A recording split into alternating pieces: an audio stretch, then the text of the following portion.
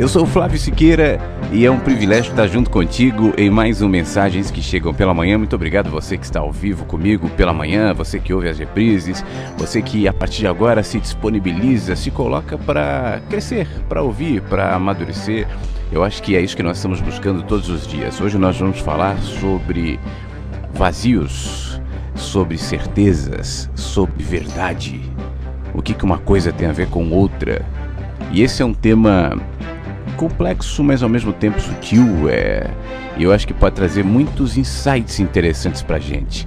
Se você puder se disponibilizar agora, nesses próximos minutos, nesse próximo tempo, a realmente prestar atenção, a estar atento, a estar presente junto comigo, eu não tenho dúvidas que muitos insights interessantes podem surgir e deles você salta para outros e para outros. Essa é a ideia, né? Que tudo nos fale, que tudo acrescente e que tudo nos traga oportunidades de desenvolvimento. Então, os vazios, os silêncios, e talvez por isso a rádio ficou em silêncio mais do que o normal hoje de manhã, seja eloquente em muitos sentidos, se a gente estiver aberto o suficiente, se a gente estiver sensível o suficiente para entender, entenderemos o que eles têm a nos dizer. É sobre isso e o que mais for surgindo ao longo da caminhada. Eu não entro aqui no programa com um script, com um roteiro pronto. As coisas vão acontecendo e você também pode interferir muito nesse rumo.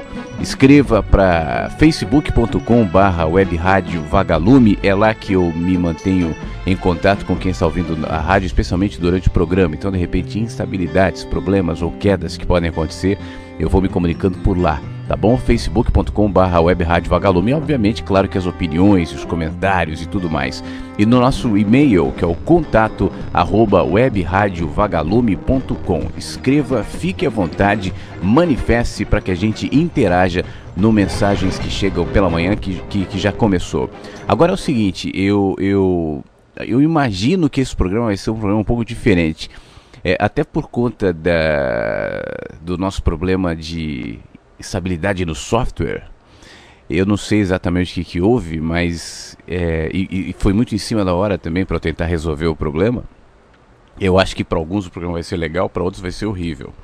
Pelo seguinte, eu tô desconfiado que eu não vou conseguir tocar música hoje. Deixa eu ver, a primeira que estava reservada aqui, ó.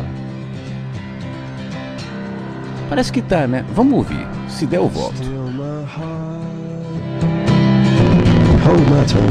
Eu falei que não ia. Ó, tá acelerando, ó. Seria uma vez que a gente fez um programa assim? Programa completamente falado? Pois é, eu tô achando que vai ter que ser assim de novo. Deixa eu ver aqui, ó. Tudo aceleradão. O nosso amigo Jarbas vai ter que nos ajudar já. Já não, depois do programa, senão a gente ficar fora do ar. Então eu vou fazer o seguinte. Deixa eu tomar uma água aqui. E me preparar para esse papo, que talvez venha a calhar, né? De vazios. Vazio de música, ausência de som, de trilha, de vinheta. E fica só o nosso papo aqui. Se você quiser continuar aqui, vamos juntos nesse próximo tempo conversando. E hoje vai ser, então, como eu disse, diferente. E espero que fique nisso, pelo menos, né? Que a gente não tenha mais uma instabilidade, que a gente consiga seguir e tocar o programa aqui direto, sem quedas e transmitindo o tempo todo. Depois que o programa terminar, e aí já é um outro formato de transmissão, quando o programa está ao vivo e quando a programação está correndo durante o dia. Então aí vai ficar tudo bem e eu vou ter condições, junto com o Jarbas, se ele puder, obviamente, mexer nisso aqui. Mas enquanto a rádio está no ar, eu tenho que usar um software específico quando eu estou ao vivo e por isso esses probleminhas. Mas, bom, acontece, né? Esse aqui é o café. Geralmente vai durante as músicas, mas agora eu vou tomando contigo aqui. Você tem um café aí, não? Tem um chá, tem uma água, tem alguma coisa aí contigo? Tem? Então pega lá um leite, não sei, prepara alguma coisa pra gente se aconchegar aqui. Vou até tirar o fone. E vamos trocando ideias juntos aqui no Mensagens que Chegam pela Manhã. Diferente, né? Fica como um encontro, como um grande insight para que a gente possa falar hoje sobre vazios. Eu quero começar lendo o texto. Já que o programa é diferente, vou mudar também a ordem das coisas. O texto foi publicado hoje de manhã no Facebook e no flaviosiqueira.com. Geralmente eu me baseio nesses textos para para pautar a ideia inicial do programa que nós vamos falar ao longo das próximas horas. E o texto de hoje fala exatamente sobre isso, sobre os vazios, as certezas, os vazios e a verdade. Eu até estou considerando uma oportunidade, esses problemas técnicos que nós estamos tendo agora de manhã, para que a gente realmente possa se concentrar e possa fazer um programa realmente diferenciado dentro desse tema, que é um tema bastante sutil e que demanda alguma atenção e alguma observação um pouco maior. O texto diz o seguinte: entre certezas dogmáticas e as chamadas verdades absolutas, há espaços vazios. Quando olhamos para esses espaços, os sentimos ameaçados. Eles são profundos, misteriosos, impossíveis de explorar na totalidade. Nos vazios, argumentos são insuficientes. Não há controle ou nenhuma legitimação do que até então nos parecia indiscutível. Lógicas são relativizadas, certezas contraditas, explicações insuficientes.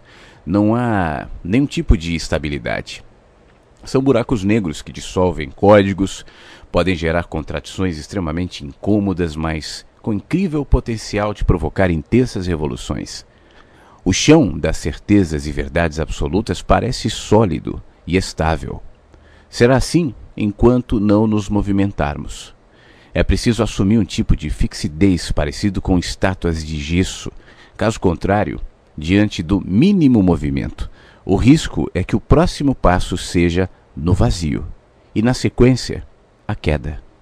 Caímos quando perdemos referências, quando não temos onde segurar. Caímos e não sabemos se há chão. Caímos. É por isso que pessoas que se apegam em absolutos não se movimentam. Vivem em ambientes com pouco ar, pouca luz, pouca chuva, pouca alegria, pouca tristeza, pouco risco, pouco riso, intelectualmente assépticos, fechados diante das possibilidades de ameaça. Viver é ameaçador. Mas a verdade não está nas certezas e a fixidez é uma utopia. É a coragem de cair no vazio e deixar que o vento expurgue a parte que gangrenou, que a perspectiva, antes acomodada, se altere radicalmente. Falta ar, faltam palavras, faltam certezas, absolutos que deixam de ser, afirmações relativizadas pelo mistério, pelo vazio. O vazio, espaço entre certezas, oceano entre pequenas ilhas, buracos negros entupidos de verdades que jamais serão posse de quem quer que seja. Ora refletem aqui, depois se expressam lá, fragmentando-se em tudo, preenchendo espaços em nossas certezas mais inseguras, propondo movimento, promovendo eterna ameaça para quem tenta manter o controle sobre o que não há. Entre as certezas dogmáticas e as chamadas verdades absolutas, há espaços vazios. É preciso que percamos o medo e saltemos para que não haja mais ideologias para defender, argumentos para elaborar, debates para vencer. O vazio entre as certezas. O silêncio, onde mora a verdade. Deixa eu tomar um café aqui. Tá quase frio já. Bom, o que te bate quando você ouve isso?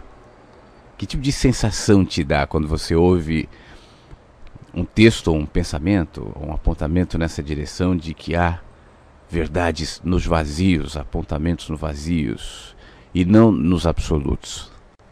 Talvez o que inicialmente bata para muita gente seja uma espécie de desconforto.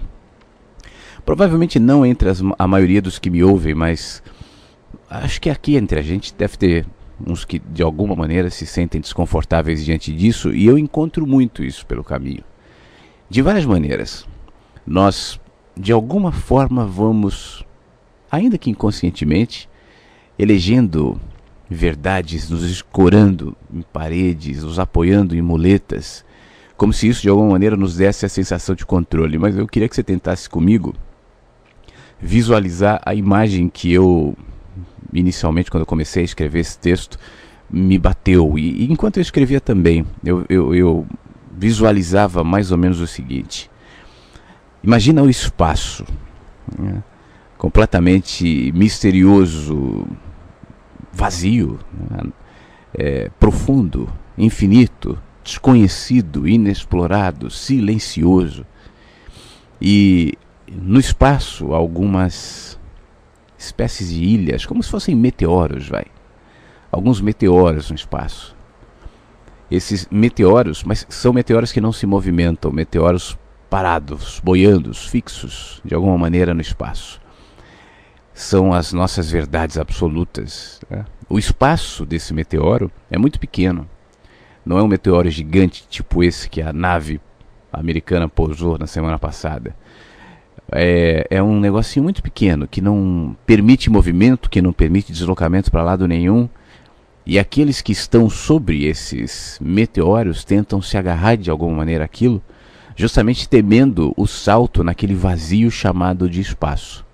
Se por alguma razão eu escorregar e cair ali daquele meteoro, como eu já vi acontecendo em outros meteoros com outras pessoas que passavam perto de mim, sinceramente, eu não sei responder o que acontece, porque as pessoas vão caindo.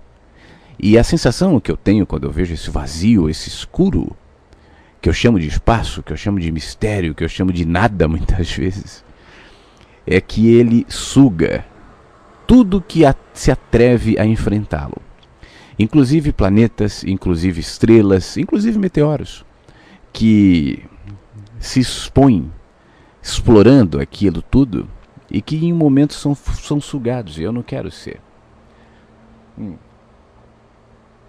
Então eu me seguro, eu me agarro, eu tento me prender de alguma maneira, e essa fixidez que me mantém preso ali no meteoro não permite o menor movimento.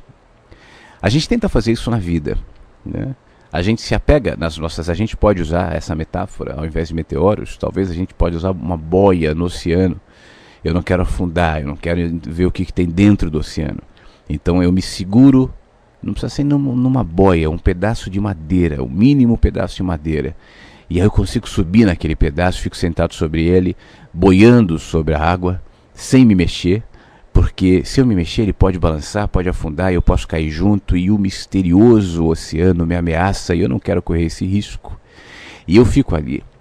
Isso, obviamente, que vai gerar uma série de problemas físicos, mentais e de todas as maneiras, porque eu não posso me mexer. E enquanto eu estou tentando me fixar sobre aquele pedaço de madeira boiando no oceano, qualquer outro detrito, madeira, barco, pessoa, qualquer coisa que passe sobre a água me ameaçará. Isso provocar ondas sobre o ponto onde eu estou, isso me incomodará muito, porque vai, obviamente, que instabilizar, vai gerar instabilidade na madeira, e isso pode me derrubar. Então eu me seguro, eu me irrito, eu brigo, eu enfrento, porque eu preciso ficar preso ali naquela madeira. E nós, nessa vida, que é como um oceano, que é como um espaço infinito, a vida é preenchida de nada. Tudo que você vê e tudo que você projeta, seja no seu caminho, no meio da rua, nas grandes cidades, seja aquilo que você pensa, aquilo que você alimenta, é um produto cultural, é uma construção física, enfim. Mas o que havia antes, né? A gente tem uma dificuldade enorme de fazer essa viagem. A ciência está até hoje tentando explorar, a religião tenta explicar a seu jeito, e a gente fica tentando pensar o que era o nada. Vamos tentar voltar aqui para a nossa reflexão a partir desse ponto, já que a gente se propõe hoje a falar sobre nada e vazio. Antes que houvesse universo, antes que houvesse tempo, antes que houvesse terra, antes que houvesse espaço, antes que houvesse qualquer coisa, o que era? Eu sei que você já deve ter pensado nisso. Isso é uma... Meu café está ficando cada vez mais frio. Isso é uma inquietude, né? Seja dos religiosos, dos cientistas e dos filósofos. O que era o nada? Eu te falei que o programa de hoje ia ser meio viagem, né? Mas eu sei que tem muita gente que gosta, então eu também. O que é esse nada? O que é o nada? Antes que houvesse qualquer coisa, antes que houvesse tempo, antes que houvesse espaço, o que é o nada? Você pode me responder que sempre houve tempo e espaço. Bom, então você parte do princípio de um infinito, que também é, assim como nada, é muito difícil a gente alcançar intelectualmente, né? Sempre houve. O que é sempre houve, sempre haverá? O que é nunca vai acabar, nunca acabou, nunca começou? O que é isso? Então, de um jeito ou de outro, a gente tem aí um dilema, um mistério que, pessoalmente, eu acho que jamais será respondido pela ciência, pela teologia, enfim. E cada um se contente com a explicação que for mais conveniente para si mesmo. No entanto, é bom que haja essa dimensão de mistério e de inexplicabilidade diante da origem de tudo. A gente pode partir de um ponto, a gente pode ter uma referência, a gente pode usar o Big Bang como a explosão que originou todas as coisas, mas o que explodiu? Né? O que vinha antes dessa explosão?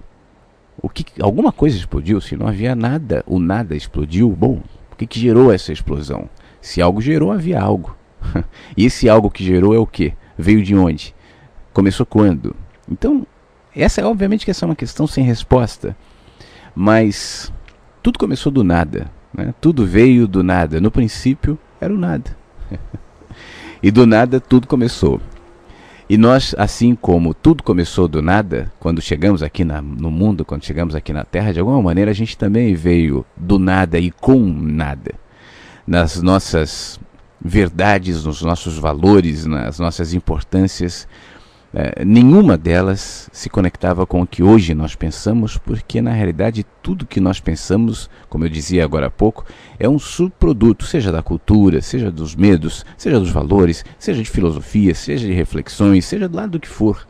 Mas isso vai se adensando, se materializando e passando a existir sobre o nada que antes éramos nós.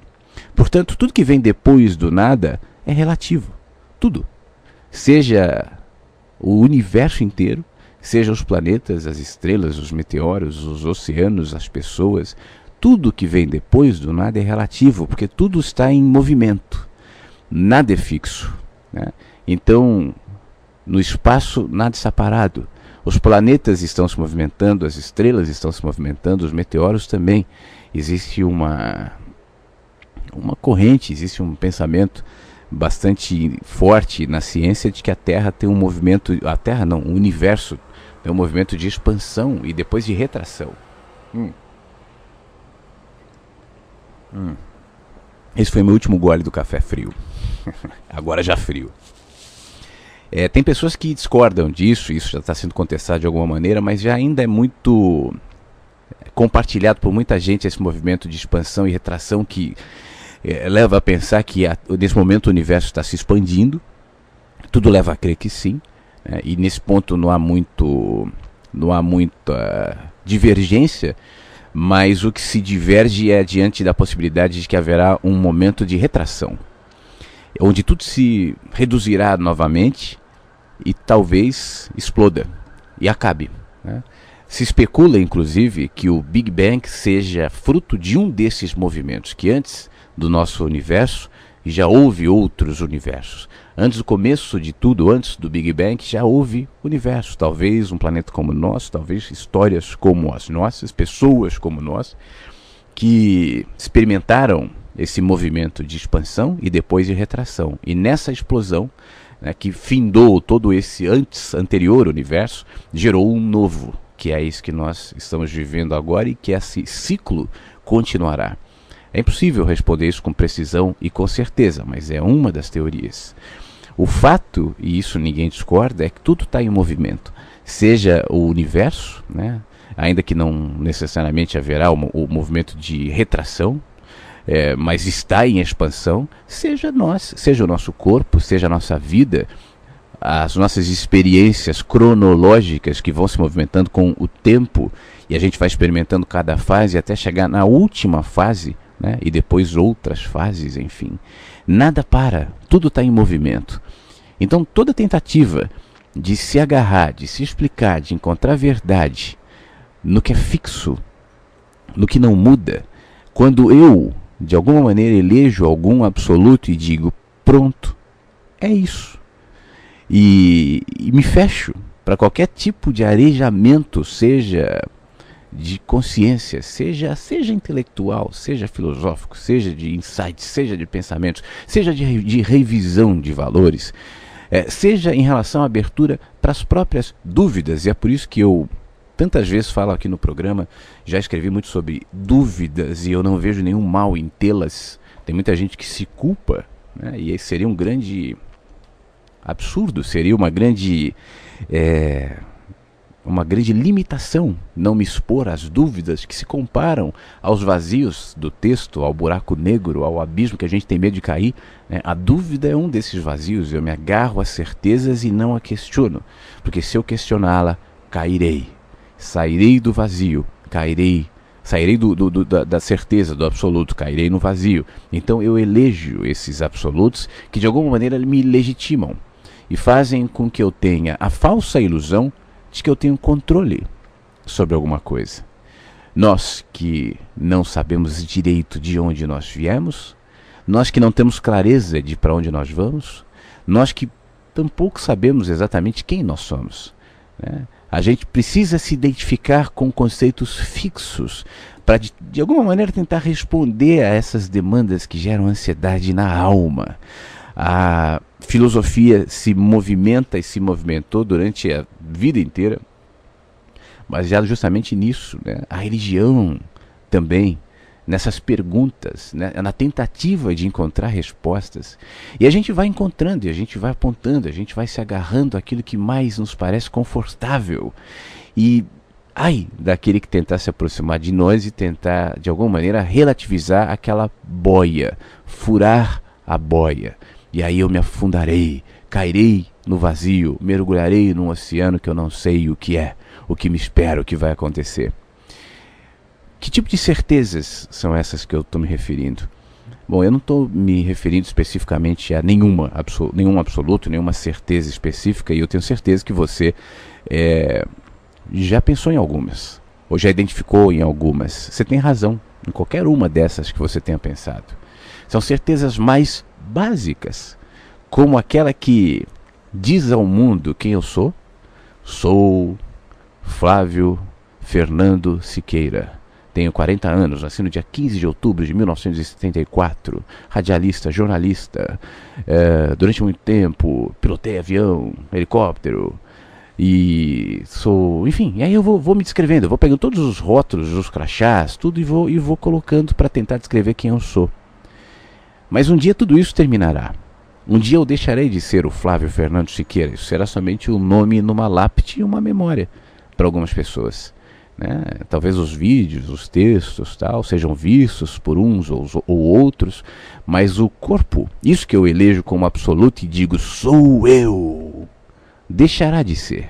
Como tudo, como o universo, como o planeta, como as verdades que jamais são absolutas, mas a percepção de que eu deixarei de ser me gera desconforto, porque eu me identifico tanto com essa imagem, ainda que não seja a mesma, ainda que todos os dias ela mude, ainda que a cada ano as mudanças sejam um pouquinho mais perceptíveis, e a cada década ainda mais, e eu deixo de ser aquele que eu era há 5, a 10, a 20, a 30 anos, em todos os sentidos, né? Ainda assim eu me identifico com essa imagem em modificação e muitas vezes me nego a perceber isso, a assumir isso, a aceitar isso, a entender isso.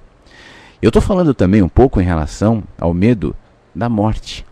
Essa segurança, essa necessidade de nos apegarmos a conceitos fixos, a verdades absolutas, dogmáticas, também tem a ver com o sentimento que hoje não, já há muito tempo é disseminado na sociedade de que a nossa vida se resume ao que nós tocamos, ao que nós vemos, ao que nós somos naquele momento. Então todo sentimento de que isso está terminando, toda percepção de que um dia isso acabará, me gera exatamente a mesma sensação daquele que eu descrevi há pouco, que está no oceano, segurando numa tábua, com medo do que virá.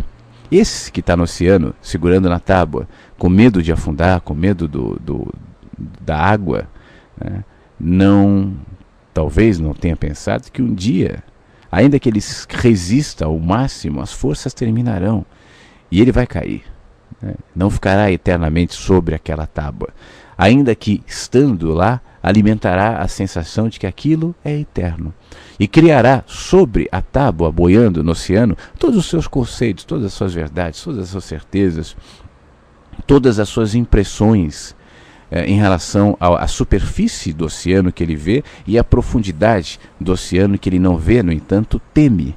E aí, baseado no seu medo, ele elaborará todas as suas teses, todas as suas oceanologias. E exatamente por isso jamais mergulhará. Isso pode ser observado em tudo, seja naquilo que de uma maneira bem e bastante superficial a gente elege como tábua na nossa vida moderna, nossa voracidade no consumo, a nossa necessidade de valorização profissional, a nossa necessidade financeira de gerar o que nós chamamos de estabilidade, né? Então tudo isso, repare, o nosso apego, por exemplo, e talvez você se identifique nisso e talvez você até discorde disso, mas enfim, se projeta em tudo, né? A nossa necessidade, por exemplo, dos seguros. A gente paga seguros. Seguro de vida, seguro de saúde, seguro do carro, seguro contra incêndio. Hoje em dia tem seguro de roubo de celular, seguro de não sei o que, seguro do cartão do banco se você perder. É seguro para tudo, né? Para quê? Medo. Se roubarem o meu carro, medo. Se eu tiver um problema, medo. Se é isso, medo. Tudo bem, eu não estou dizendo que você deve ou não deve pagar, não estou dizendo que está certo ou errado, não é isso, tá? Eu não estou fazendo uma apologia contra nada aqui. Eu só quero que você reflita comigo, que você raciocine. Justificado ou não, certo ou errado, não é esse o caso, não importa, eu não estou entrando em mérito de valores, não é isso. Mas é medo. A gente faz por medo. Tenha você razão ou não, esteja você exposto numa cidade violenta, onde os carros são roubados, onde o sistema de saúde pública é horrível, e eu sei que é, mas é medo. E se eu precisar, aí nós vamos pagando. É só um exemplo. Para você começar a perceber como isso está presente na nossa vida de maneira geral, em tudo. Na nossa cultura consumista, na nossa cultura de trabalho, no nosso estilo de vida, no nosso olhar, ao nosso entretenimento, ao nosso lazer, os nossos valores, a nossa religiosidade. Vamos para esse ponto agora. Religiosidade, religião. Ontem eu falei muito sobre isso, né? Ontem foi um programa de desconstrução sobre a tal nova era do amor. E isso também é uma tábua, né? A gente precisa acreditar que o mundo está mudando, que as pessoas estão ficando mais valorizadas. Ontem eu lia, depois do programa, alguns comentários que surgiram no texto que eu escrevi ontem, falando sobre a tal nova era do amor, que eu pessoalmente não vejo. Eu acho que a era do amor começa e termina dentro de cada mundo que são as pessoas. Eu não vejo esse movimento mundial, sistêmico, de pessoas despertando para a espiritualidade, eu não vejo. Eu vejo os códigos mudando, eu vejo os símbolos mudando, eu vejo a percepção, a filosofia, a religião oriental ganhando um espaço que não tinha, inclusive sobre conceitos ocidentais. Mas isso é mudança de símbolo, não é mudança de valor, não é mudança de coração, eu não vejo.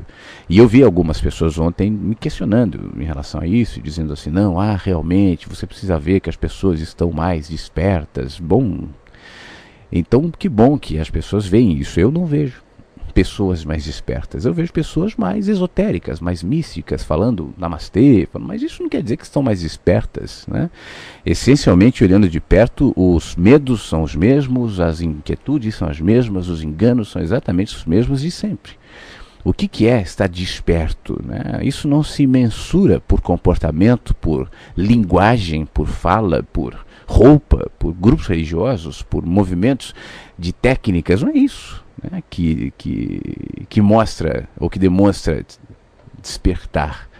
É muito mais sutil e é muito mais profundo do que isso. Mas isso nós falamos ontem, né? Depois o programa vai estar disponibilizado no YouTube, se você quiser você ouve. Mas o que isso tem a ver com isso que a gente está dizendo hoje?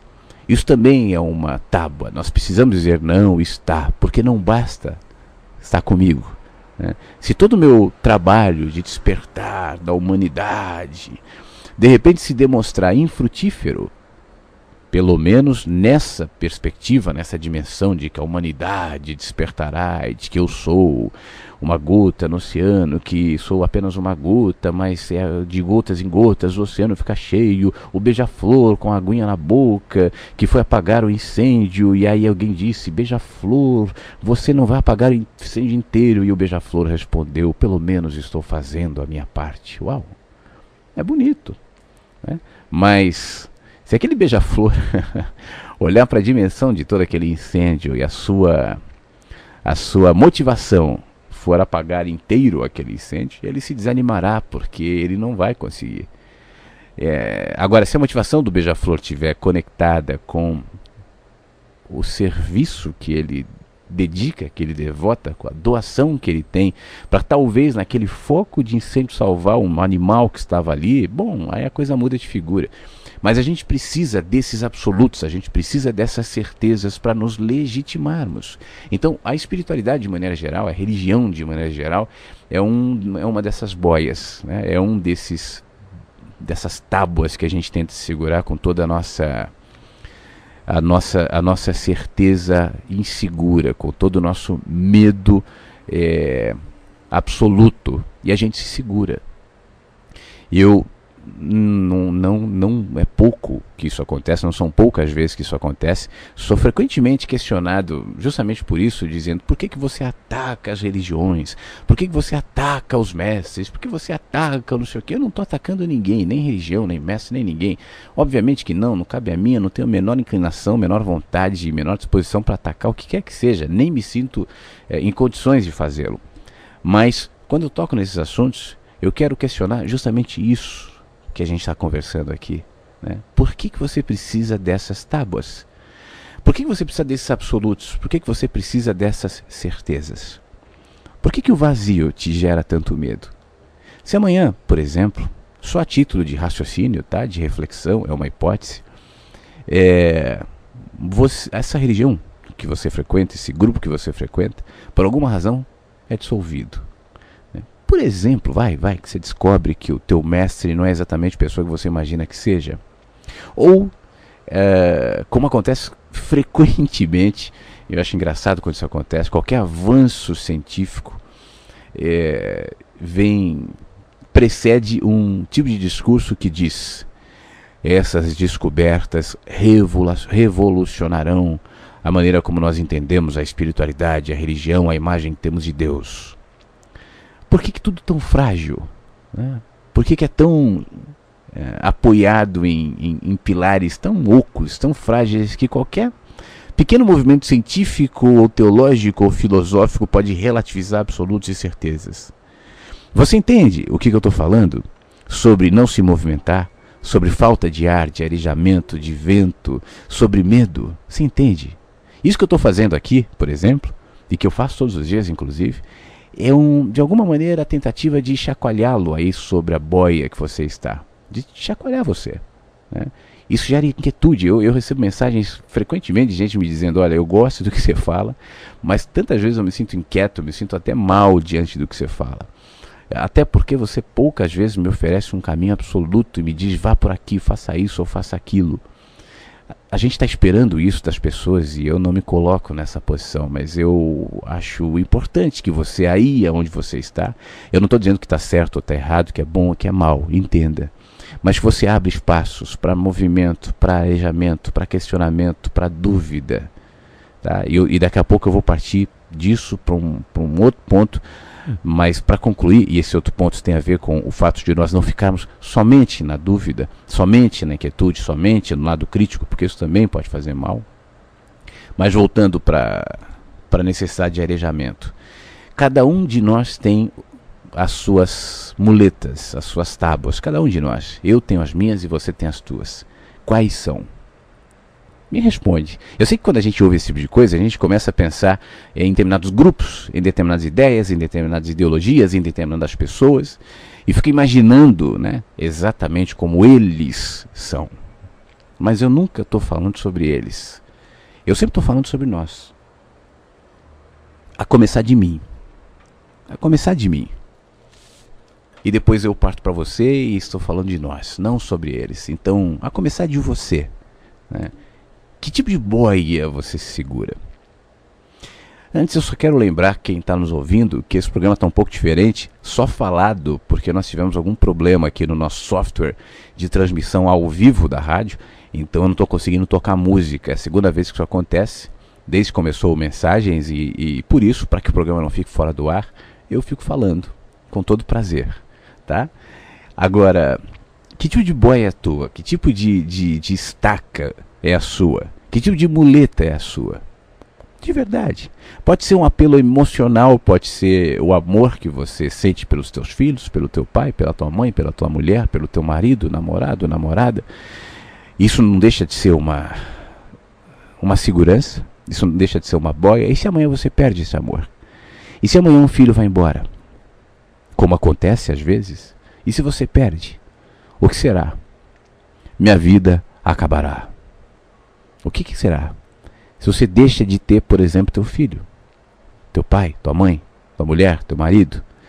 E se amanhã você perde essa tua segurança intelectual, você que é mestre não sei em que, doutor não sei em que, PhD não sei o que, premiado, trabalhos publicados, né? Outro dia eu estava conversando com uma pessoa e essa pessoa me disse assim, olha, eu fiz meu doutorado na Europa, eu ralei, eu dou aula na universidade, por isso eu faço questão que as pessoas me chamem de doutora. É claro que não, na família aqui, entre nós não, mas tem gente que eu convivo ali que obrigatoriamente deve me chamar de doutora.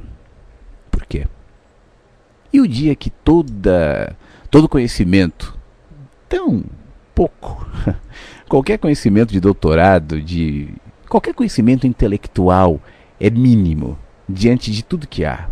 Tudo que nós nos apoiamos e elegemos como conhecimento, como ciência, como teologia, é pouquíssimo, é nada diante da escala de conhecimento e de mistérios espalhados sobre tudo. Mas voltando à história da intelectualidade. E o dia que com o tempo as memórias começarem a diminuir, as verdades se tornarem mais pálidas, as certezas se relativizarem. E quando chegar o momento onde isso não valer mais, quando os aplausos diminuírem, quando a admiração já não for tão recorrente, o que será? Sabe aquelas pessoas que vivem de idade já contando, olha, quando eu tinha não sei quantos anos, eu fazia isso, e vivem do passado. Existe uma rádio aqui no Rio Grande do Sul, aqui em Porto Alegre, que inclusive pertence ao grupo que eu trabalho, que eu gravo, tal, que é uma rádio que fala só sobre futebol, 24 horas por dia. É uma proposta muito legal. E eu que não torço para time nenhum, eu que não gosto não sou um cara apaixonado por futebol, tal, mas eu gosto de ouvir de vez em quando a rádio, especialmente por conta da comunicação, do papo. Eu acho que é uma proposta boa nesse sentido.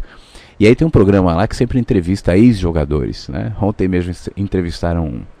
E aí o cara entra no ar dizendo, eu sou fulano de tal, e eu fiz não sei quantos gols, e eu era assim, e eu era assado. Eu fico ouvindo aqueles caras dizendo, caramba, e o que ele é hoje? Se não a sombra do que ele foi ontem, né? O que sobrou? O que virou? Para que era tudo isso? Se eu devo viver lembrando do passado? Eu estou dando esse exemplo de jogador de futebol, mas é claro que isso pode se ampliar para tudo, né? Mas e quando as certezas passarem? Quando a nossa admiração profissional, a nossa intelectualidade?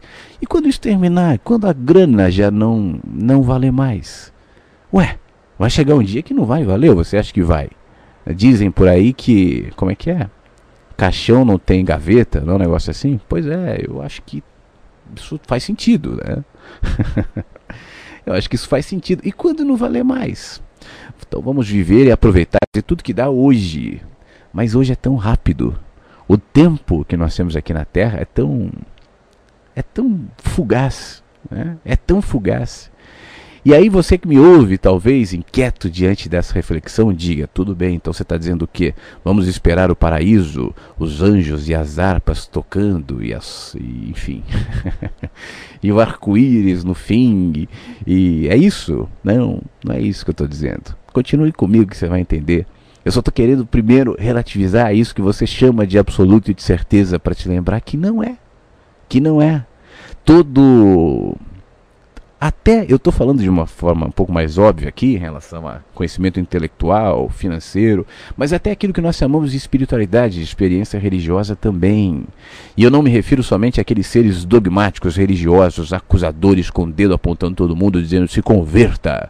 Claro que esses também, né? Esses talvez sejam os exemplos mais caricatos do que eu estou tentando descrever. Mas, como eu disse anteriormente, eu estou falando de mim e estou falando de você. Eu não estou falando de outras pessoas. As certezas que você hoje elege como absolutos, vamos eleger uma certeza, abre aspas aqui, uma certeza relativa, por exemplo. Eu estou falando sobre os vazios. Eu estou falando que a gente encontra verdade nos vazios. Ora, isso é uma afirmação absoluta. Eu encontro verdade nos vazios. Eu estou, de alguma maneira, eu estou aqui me contradizendo. Porque se eu estou afirmando que tudo é relativo e que a gente encontra a verdade nos vazios, como é que eu posso afirmar que a verdade está no vazio com tanta certeza assim? Ora, tudo que eu falo, tudo que eu projeto, tudo que eu descrevo, tudo que eu compartilho contigo são impressões baseadas na perspectiva de onde eu vejo hoje. E enquanto eu faço as minhas afirmações, por mais objetivas que podem eventualmente parecer, eu faço consciente de que ainda que é meu entendimento, ainda que a minha projeção sobre elas, a minha sensação sobre elas, são de objetividade, elas estão expostas aos movimentos de...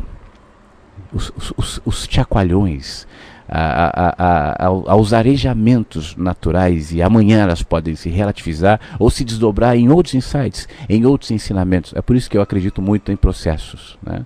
A gente vai desenvolvendo processos e descrevendo no caminho o que está vendo naquele ponto. Às vezes as pessoas me dizem, isso que você fala, você aprendeu aonde? Você estudou o quê? Você se inspira em quem? Eu falo... Olha, eu admiro muita gente, inclusive muita gente antagônica. Eu admiro gente especialmente que não tem a pretensão de trazer nenhum tipo de verdade absoluta e que não são portadores de nada ou assumidamente mensageiros de nada. E vou caminhando. E no caminho eu descrevo o que eu vejo. Então hoje eu descrevo para você o que eu estou vendo desse ponto aqui da minha caminhada. Mas eu não vou ficar parado aqui não. Eu continuo andando. E amanhã, e depois de amanhã, e depois de amanhã, eu posso estar vendo a partir de outra perspectiva. A minha vontade, o meu objetivo é que seja uma caminhada constante, crescente, para que eu veja cada vez mais amplificadamente. Por isso eu irei me manter arejado, aberto, para entender todos os desdobramentos que partem desse ponto onde estou. E partirão do próximo, e do próximo, e do próximo, remetendo para outro, para outro, para outro, para outro. Portanto, ainda que a minha afirmação, meu comentário contigo pareça uma pretensão de absolutizar qualquer tipo de percepção, não é. Eu só estou descrevendo um frame, um olhar, uma perspectiva que amanhã pode se alterar, pode se amplificar ou pode modificar radicalmente. Aliás, na minha caminhada eu tenho percebido muito claramente isso. Eu, ainda que consiga manter, e esse é um objetivo meu, talvez prioritário inclusive, sobre as descobertas, os insights, os pensamentos, as reflexões, o senso crítico diante das coisas. Sobre isso eu tento manter a minha condição essencial de ser humano, de ser amor, é aquilo tudo que desde cedo eu trago e tento alimentar e tento manter conectado com o que vai acumulando e crescendo e vindo como insight, como pensamento, como reflexão, enfim. Mas uma coisa não está separada da outra. No entanto, né, voltando para a história do vazio, o que eu quero que você perceba aqui, e eu acho que nessa caminhada que nós estamos fazendo desde o começo do programa, só falando, sem tocar música. E lembrando que a gente está fazendo isso hoje porque houve um problema aqui no software de transmissão ao vivo da rádio. As músicas estão fora de compasso aqui, aceleradas, e isso eu só vou poder ver depois do programa. E aí a rádio vai continuar, a gente vai continuar tocando música normalmente. E aí não haverá mais esse problema porque o sistema é diferente entre o programa ao vivo e a programação corrida, né? Então isso, enfim, felizmente não trará mais consequências. E esse programa também está sendo gravado e vai ser reprisado normalmente como todos os outros. Mas eu estou falando hoje sobre os vazios, sobre as certezas absolutas que funcionam mais ou menos como boias, que a gente se apoia num oceano com medo de afundar, com medo das profundezas, e por isso mesmo a gente não se movimenta, correndo o risco de furar a boia, de escorregar, de cair. Então as certezas absolutas, as verdades absolutas são boias, são tábuas que não permitem arejamento, movimento, deslocamento. A gente fica fixo e preso ali, com medo do oceano, com medo do vazio. Agora, vamos para o vazio, porque também isso é algo que eu acho que deve pautar o nosso pensamento crítico em relação a seja o que for. Olhando para qualquer coisa, você pode desconstruir aquilo, você pode questionar aquilo, e eu acho importante que nós tenhamos esse tipo de olhar, mas que ele seja necessariamente acompanhado de iluminação. Um olhar crítico sem iluminação fica somente na amargura, somente na desconstrução, somente na crítica. Eu sei que pode parecer uma linha muito tênue, mas eu espero que você tenha sensibilidade para entender e perceber e desenvolver isso no teu olhar. Nós temos exemplos históricos de pessoas que desenvolvem isso em várias áreas, na área artística, na área filosófica, na área acadêmica, um pensamento crítico aguçado, mas que não sabe o que fazer com isso. E que morre e que perde o prazer de viver e que se desencanta com a vida, com as pessoas de tal maneira que resta o fim. Isso é muito comum, isso é muito comum, especialmente em pessoas mais sensíveis. Por isso é tão recorrente, por exemplo, no mundo artístico. Você vê gente se matando, gente morrendo de overdose, muitas vezes por conta disso. Um desencanto imenso diante do acesso àquilo que a maioria das pessoas almeja, e no entanto eles já chegaram, e percebem que o tudo era nada. Isso vai gerando um pensamento crítico que, desacompanhado de propostas, leva ao desencanto e consequentemente ao fim. Eu, ao longo do tempo, uma prioridade minha sempre foi desenvolver um olhar lúcido e crítico diante da vida, mas acompanhado dessa percepção eu sempre mantive em mente algo muito claro: eu faço questão de, ao mesmo tempo em que esse olhar crítico se aprofunda, eu quero manter poesia nos olhos. Eu sempre tive consciência de que poesia não está no texto, não está nas palavras. Elas podem decodificar um sentimento poético, um olhar poético diante da vida, se expressará naqueles códigos que são as palavras, mas as palavras não têm poesia. São 26 letras que, bem organizadas, podem trazer textos maravilhosos de Machado de Assis, poesias de Fernando Pessoa, ou podem trazer coisas horríveis, como a gente costuma ver por aí. São as mesmas letras, são as mesmas palavras. O que gera a poesia ou a feiura é a alma, é o que eu tenho por dentro. Portanto, o conhecimento das palavras ou o olhar crítico não basta. Não adianta eu ser professor de português, entender todos os detalhes da nossa língua e não ter poesia aqui dentro. Eu poderei saber se a vírgula está certo, se o acento está certo, se a palavra está correta ou não, a etimologia de todas as palavras, mas eu não conseguirei decodificá-la em poesia, em beleza, porque isso tem que habitar em mim. E isso não tem a ver com intelectualidade, isso é um estado de espírito. Tem gente que tem poesia dentro de si mesmo, mas que não consegue decodificar isso em palavra pelo seu pouco conhecimento, ou pelo seu pouco estudo, pelo seu pouco vocabulário, mas tem poesia. E isso se expressa de outras maneiras. Aquilo que nos habita sempre se expressa. Pode não se expressar em palavras, por exemplo, mas se expressará, no mínimo, no olhar. Você já não encontrou pessoas que você olha, que te sorri, que te vê e que te passa uma poesia, te passa algo diferente, te passa uma sensação iluminada e que você não sabe exatamente explicar, e você vai dar a explicação que você quiser. Não, isso é um encontro de almas, nós nos conhecemos em outras vidas. Bom, aí vê as explicações todas, mas já houve essa conexão? Isso tem a ver com poesia, de dentro, com a poesia que somos. Portanto, os textos, as palavras não limitam a poesia. E aquele que gosta de poesia, não se limite a vê-la somente num livro falando textos e poesias de Fernando Pessoa. Mas veja em tudo. Então, enquanto a gente desenvolve esse pensamento crítico, essa percepção em relação à valorização do vazio, né, é importante desenvolver também, ao mesmo tempo em que desconstruímos referências, pilares absolutos, certezas, relativizamos o que nós chamamos de sociedade, olhamos para as instituições políticas, religiosas, acadêmicas, filosóficas, e sabemos que elas são passageiras e que elas se modificam e que elas não são perfeitas, muito menos absolutas, e que elas refletem nossa humanidade. Portanto, quando eu olho, quando eu falo e quando eu critico ou quando eu elogio alguma instituição, seja ela qual for, antes de tudo e por trás disso eu estou falando de gente. É sempre sobre gente. E é nunca sobre, quando eu falo as políticas, a igreja X, a igreja Y, a teoria tal, a filosofia, eu estou falando de gente. De gente que se expressa a partir desses códigos, mas é sempre gente. Então, quando eu desconstruo tudo isso, é porque eu estou querendo chegar no que está por trás, que é gente. Gente. E quando a gente chega no próximo, quando a gente entende que depois de todos esses muros, de todos esses pilares, de todos esses ismos que nós gostamos de citar, de todas essas referências que nós gostamos de legitimar, de todas essas construções que nós de alguma maneira valorizamos, de todos os muros que nós nos escoramos, de todas as muletas que nós nos apoiamos, e chegamos no que há por trás, nós vamos encontrar gente.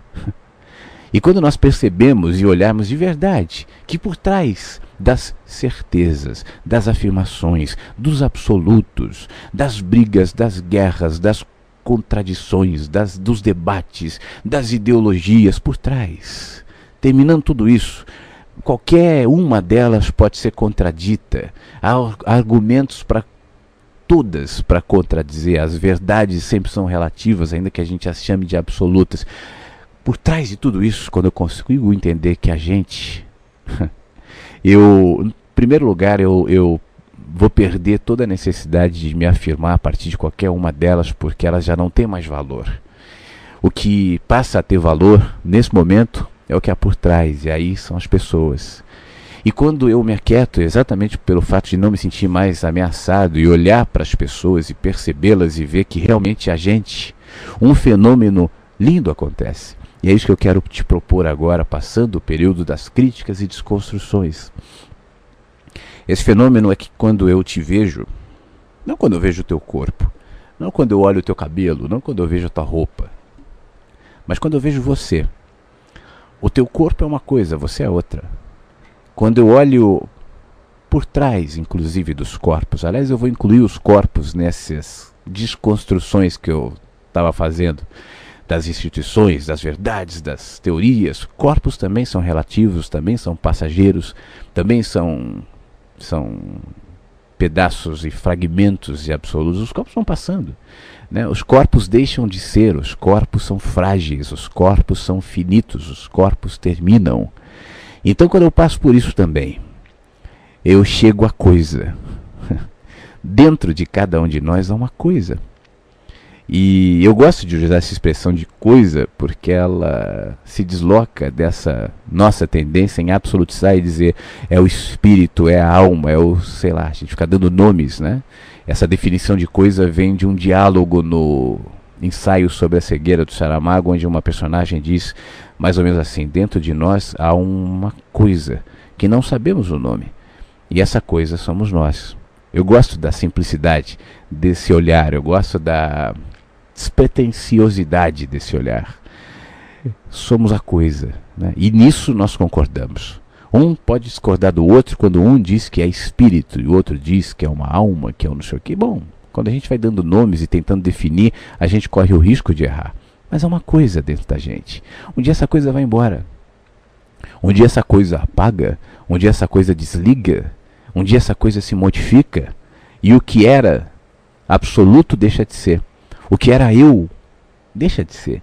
Aquele corpo deitado num caixão, com outra expressão, com outra textura, com outra temperatura, sem movimentos, fixo, já não sou mais eu. Já não é mais você, já não é mais ela que eu via caminhando, cuidando dos filhos, andando na rua, pegando ônibus, sorrindo, chorando. Ou ele que tinha medo de avião, que gostava do frio e não do calor, que votava no X, mas tinha suas ressalvas em relação ao Y, que gostava de pão com queijo e bebia chá preto com canela às 4 da tarde, quase todos os dias. Ou aquele ali que gostava de charuto e ficava aquele cheiro de charuto em todo o ambiente, e depois o charuto dizia: um licor faz com que o charuto seja valorizado, e sorria de uma maneira esquisita, mas engraçada ao mesmo tempo, porque não mexia muito a boca, tinha características, tinha detalhes, e levantava e tocava nas costas de alguém e dizia: um dia você entenderá, meu jovem. Ou ela, aquela senhorinha boazinha que estava na fila outro dia. Aliás, ontem eu vi ela na fila. Ela não quis ficar na fila de idosos no banco porque ela sentia que de alguma maneira ia desrespeitar os outros. A fila dos caixas normais não estavam tão grandes assim. E ela, no seu pensamento sempre de serviço, que vinha muitas vezes até da sua insegurança, que viveu durante muitos anos com o marido muito opressor, mas agora já na terceira idade, já há mais de 70 anos, 78 anos, uma senhora simples e bom olhar, que adora ficar com os netos, que cuida do filho, apesar de ter um filho já de 50 e tantos anos, mas que é meio problemático, porque não se achou ainda, porque tem suas dúvidas. Ela se preocupa muito com ele. Está vendo aquele corpo ali no caixão? No velório? Não é mais aquela senhora, não tem mais aquela expressão de bondade, não tem mais aquele brilho nos olhos, não tem mais aquela doçura na voz, não tem mais aquela textura nas mãos, que preparava café, que fazia pão com mortadela todas as tardes. Já não é mais, é outra coisa. Daqui a pouco o caixão fecha, daqui a pouco vai lá para baixo. E cadê ela? E aquilo que fazia esse corpo que eu agora percebo que é frio, que é sem expressão, que parece um boneco que não se movimenta, o que fazia aquele corpo ser o que era? E fazia com que eu pudesse amá-la tanto.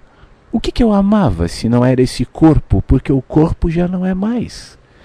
O que tornava aquele menino que morreu tão jovem, tão especial, tão querido, tão amado pela maioria, e agora nesse caixãozinho branco parece dormir, mas não vai acordar?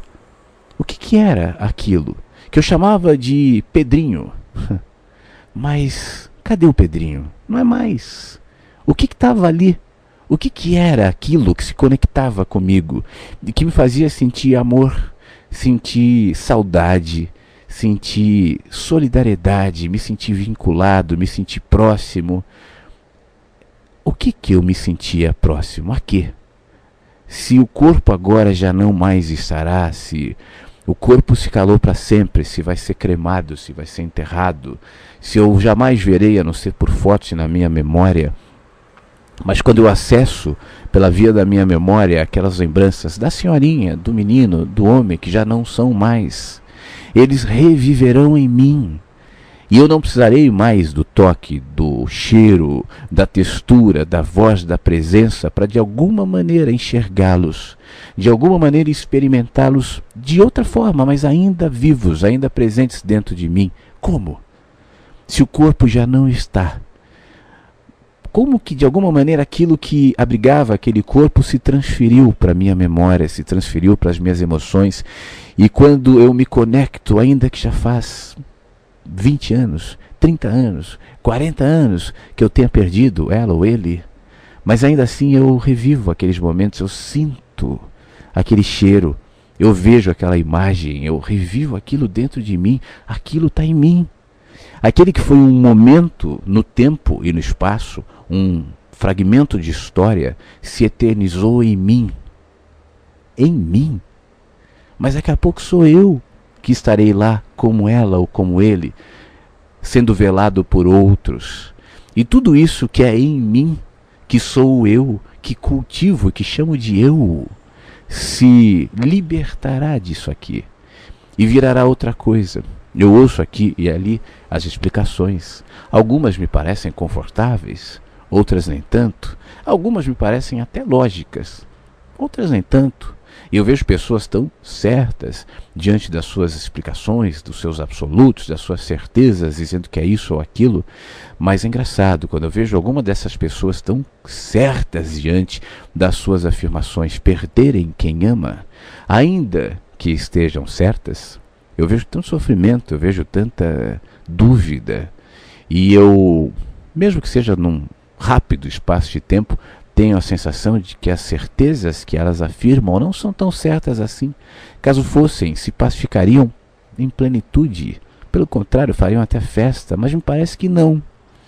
O que me indica é que há espaços de dúvidas, que há espaços de incertezas, e que talvez isso seja bom, e que talvez isso lhes movimente, e que talvez isso lhes tire da zona de conforto e faça com que lidem para sempre com a vida, não como alguém que já se acostumou, não como alguém que já ultrapassou todos os mistérios e todos os desvios e todos os buracos e todas as dúvidas e tem todas as respostas e se tornou exatamente por isso frio e distante e pouco sensível, mas alguém que por conta dos seus espaços não respondidos, dos seus vazios, dos seus buracos, dos seus medos, das suas dúvidas, até por conta disso não se blindou para os movimentos naturais da vida que é mistério, do vazio que fala, do silêncio que tantas vezes é muito mais eloquente do que os ruídos e os barulhos que geram sobrecarga, que se propõem a trazer todas as respostas e no entanto me intoxicam, me blindam, me fecham para perceber a beleza da vida, do silêncio, do vazio. E então, diante de tudo isso, e desses movimentos naturais da vida e desses chacoalhões que, por exemplo, as perdas promovem, diante de tudo isso e perplexo diante da constatação de que eu não tenho controle sobre nada, sobre absolutamente nada.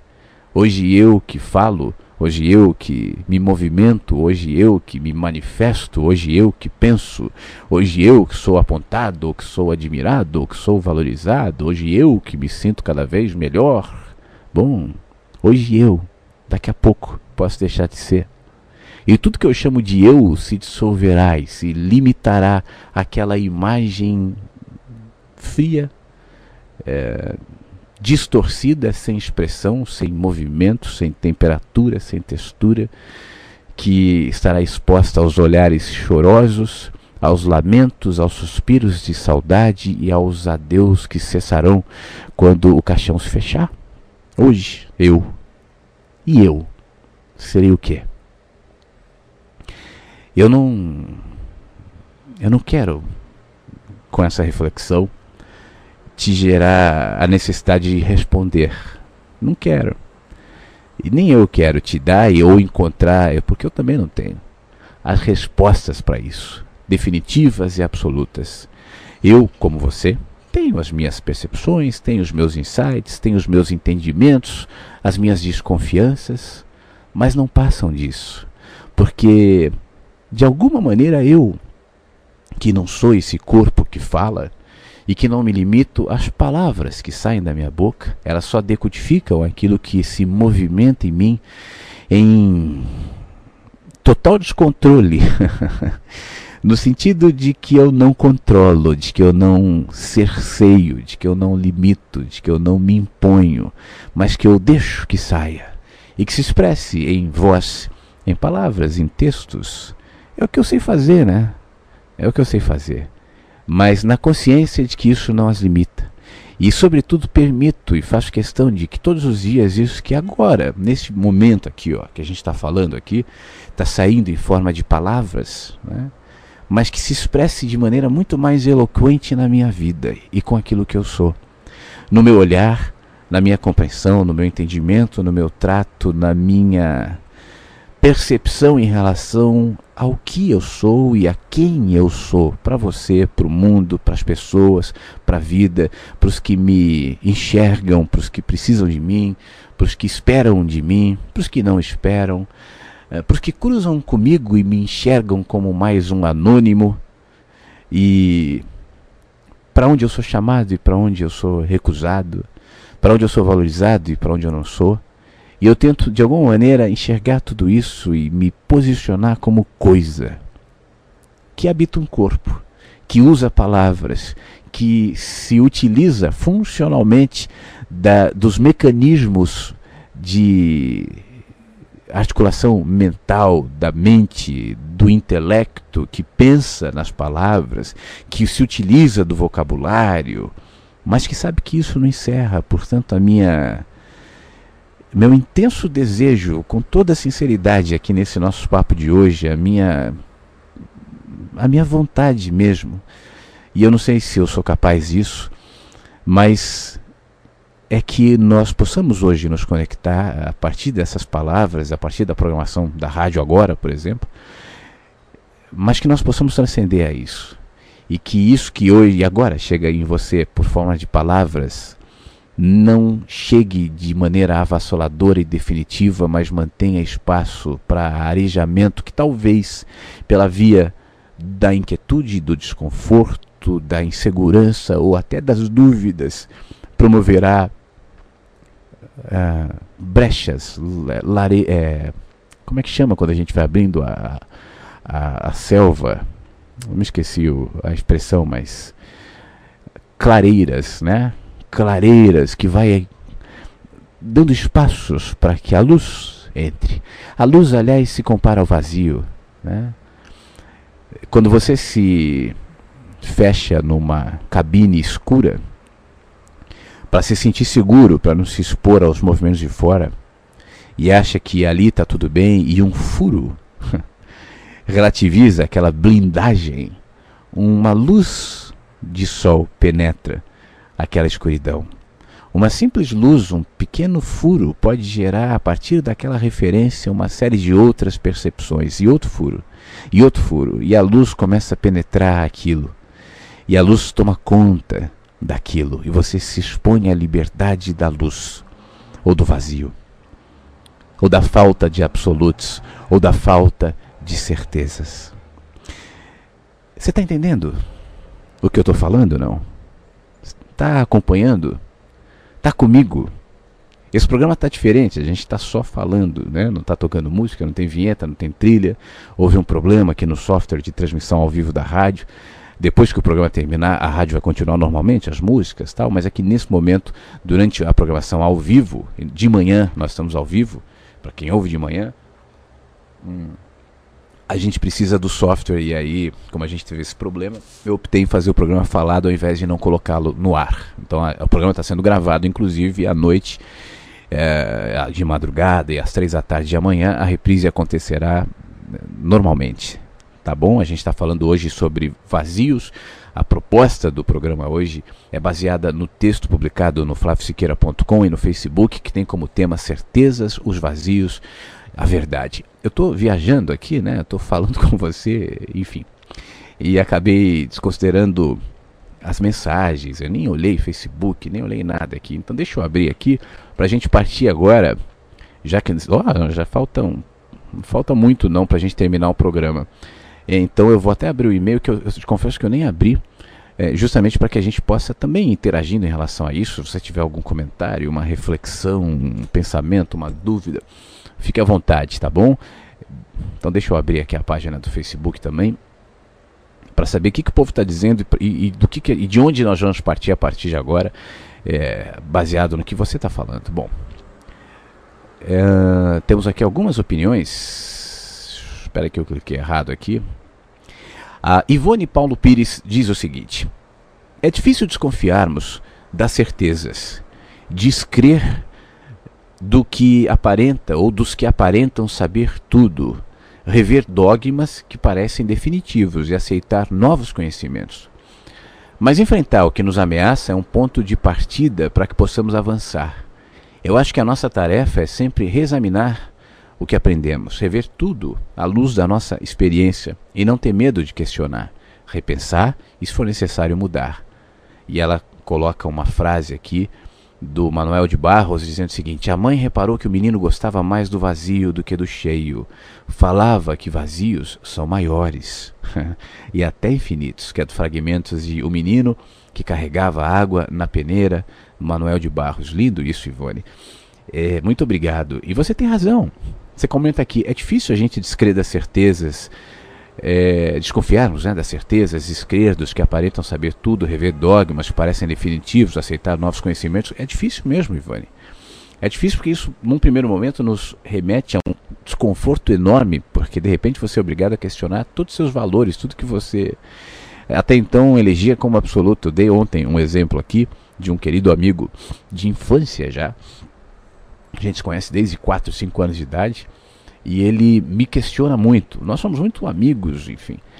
Gosto muito dele, mas ele gosta de, praticamente todos os dias, dar uma pontadinha de ironia, de relativização em relação ao que eu faço, o que eu escrevo e tal. E em um determinado momento eu tentei entender por que necessariamente ele age dessa maneira, já que nós somos tão amigos e tal.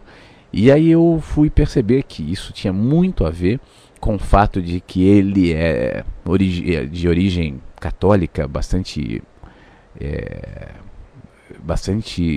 forte, bastante enraizado na família dele. A mãe dele é muito católica, vai sempre às missas, trabalha na igreja, o padre é amigo da família. Então existe uma referência parental, afetiva, cultural, que todas as vezes que eu relativizo essas certezas, que ele não identifica necessariamente como uma convicção espiritual, já que ele não é assim, mas como uma referência afetiva, uma segurança afetiva, especialmente porque o pai dele morreu faz muito tempo e ficou essa lacuna e tal. Então, de alguma maneira, inconscientemente, ele tenta defender, né, isso que para ele tem cheiro de mãe, tem cheiro de casa, tem cheiro de acolhimento, tem cheiro de cuidado, e que é relativizado naquilo que eu falo. Ele defende dentro da ironia e dentro dos limites dele. Então, desde que isso ficou muito claro para mim, eu levo com bom humor também, enfim, entendo. Mas por que eu estou te dizendo isso? Porque isso é um reflexo de como é difícil, né, a gente relativizar as nossas certezas. É muito mais fácil relativizar a certeza dos outros. O que você crê é errado, onde você vai não está certo, as pessoas que você segue é um charlatão. É muito mais fácil. O partido que você vota é pior do que o meu. A gente tende a olhar para a vida a partir de um maniqueísmo que vai dizendo que isso ou é bom ou é mal. E geralmente o que está comigo é bom e o que está contigo é mal. O olhar que relativiza, o olhar aberto, esse que é difícil a gente alimentar, Ivone, tem a ver especialmente com tudo que eu estava falando agora há pouco, a começar da percepção daquilo que eu sou, das minhas convicções. O que eu quero dizer com isso é o seguinte: ainda que eu tenha as minhas convicções, eu tenho. E essa é a diferença do nada para o vazio. Há uma diferença. O nada é a ausência completa de convicções, de percepções, de sentimentos, de tudo, de insight. É nada. Nada é nada. O vazio, eu abro mão de, ainda que tenha convicções, projetar nelas qualquer necessidade absoluta de que elas jamais mudarão. O que eu tenho percebido com o tempo é que as minhas convicções, e eu posso ser absurdamente honesto nisso, tem sido assim desde que eu sou criança, as minhas convicções jamais mudaram, elas permaneceram sempre, mas elas se alteraram muito. Eu sinto que elas cresceram, eu sinto que elas se aprofundaram, e quanto mais elas se aprofundam, eu percebo que o espaço para o aprofundamento é infinito. Quanto mais eu sei, eu percebo que o espaço para o conhecimento não termina. Quanto mais eu me percebo aqui ou ali com focos e iluminação, eu entendo que a luz pode iluminar muito mais. E que há outros espaços ainda cheios de sombras, então eu permaneço em constante movimento, sem a tentativa de me apegar às minhas próprias convicções, porque quando eu alimento a consciência, a partir da minha experiência, de que elas vão crescendo, que elas vão se modificando, que elas vão se aprofundando, elas deixam de ser minhas. Você está entendendo? O que hoje eu digo com convicção, o que hoje me movimento, o que me motivo, o que hoje eu creio, continuará sendo, mas é bem provável que com o tempo será de outro jeito, porque se aprofundará, mas só haverá espaço para aprofundamento se eu não limitá-la na minha caixinha mental, na minha caixinha intelectual, na minha caixinha ideológica, na minha caixinha de preconceitos, na minha caixinha que eu chamo de espiritualidade, de religiosidade. As caixinhas tem muitas por aí. Quando eu tenho consciência de que ainda que eu tenha as minhas convicções, ainda que eu tenha as minhas percepções, sou feliz com elas, me bastam, não vivo na inquietude de tentar saber tudo o tempo todo, até porque isso é impossível, né? Mas eu, em paz, eu mantenho esse arejamento para que ela cresça, esse espaço para que ela se aprofunde. Então, Ivone, partindo disso, não fica difícil nós, eu não digo desconfiarmos, mas olharmos para as pessoas que sabem tudo, que aparentam, como você disse aqui, parecem, como é que você botou aqui? Crer dos que aparentam saber tudo, enfim, ou daqueles dogmas absolutos. Eu olho para tudo isso como eu olho para mim. Bom, esse que diz, esse que fala, esse que prega, esse que ensina, esse que viaja nas suas filosofias, enfim, esse que está me dizendo e que eu estou gostando, esse que diz e eu acredito, mas ainda assim diz a partir da sua perspectiva. E como a perspectiva de quem diz pode crescer, a minha também. Logo, não estamos tratando de absolutos. Então não se trata de desconfiança. A desconfiança é preconceituosa, a desconfiança é insegura. Não é desconfiança, mas é a consciência de que todo absoluto que eu posso pretensamente trazer a você é passível das modificações que eu próprio estou exposto com o tempo, com as experiências, com o amadurecimento, com o crescimento espiritual, intelectual, com a minha sensibilidade que pode se desenvolver enquanto eu estiver aberto para isso. Se você tem essa consciência em relação a si mesmo, Ivone, e você que está me ouvindo, jamais você projetará diferente em outro. E isso é fantástico, porque nesse ponto, você deixa de precisar das religiões. Você pode se identificar com uma ou outra, você pode gostar de uma ou outra, você pode frequentar uma ou outra, não há mal nenhum nisso. Você pode valorizar determinadas pessoas, você pode, enfim, admirar esse ou aquele.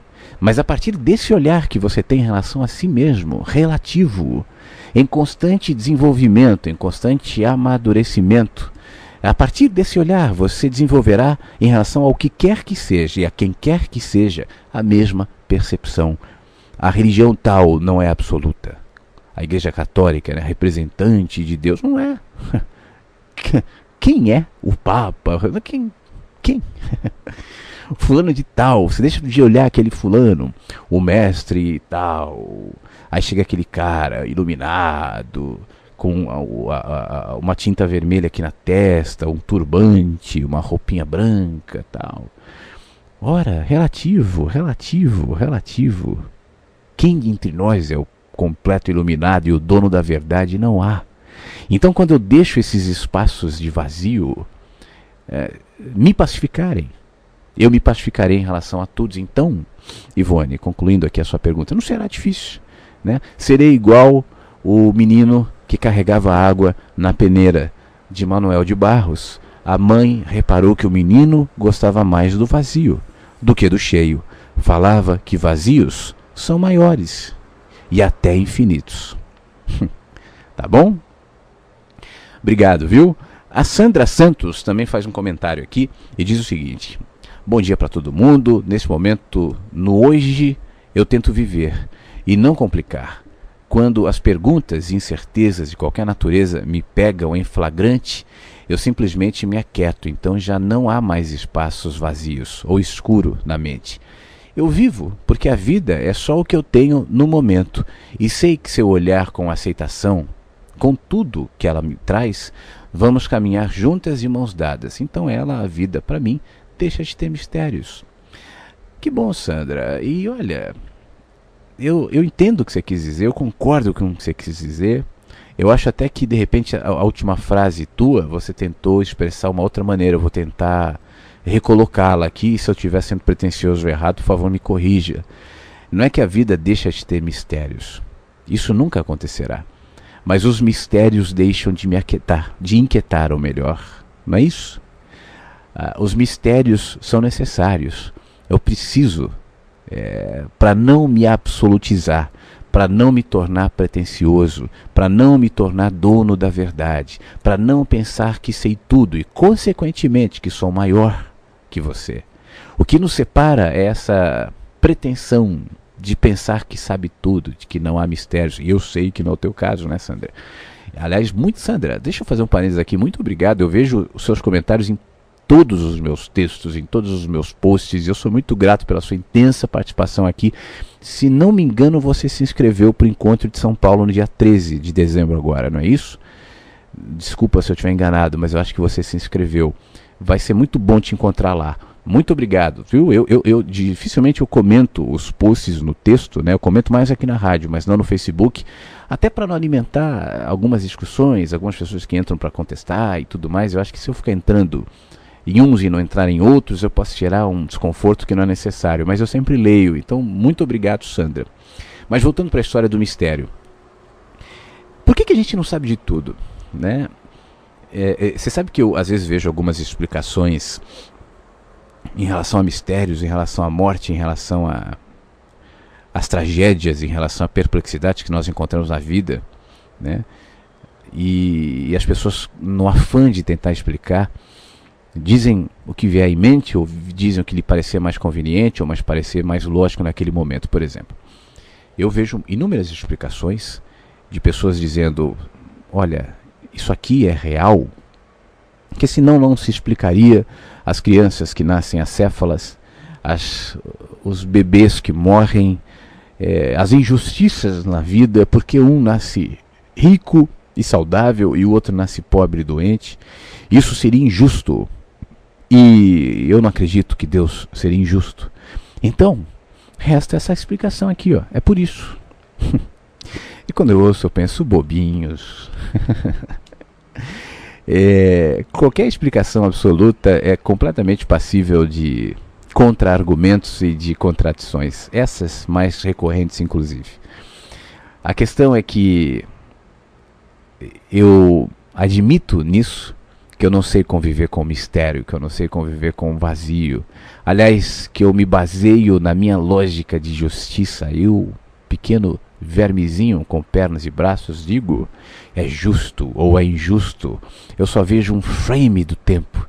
Eu não sei toda a história, eu não sei todas as combinações, eu não sei todos os desdobramentos que isso aqui provoca. Por exemplo, o fato de nós estarmos agora aqui, eu estou aqui falando contigo, né? Você está aqui me ouvindo, a gente está agora aqui conversando.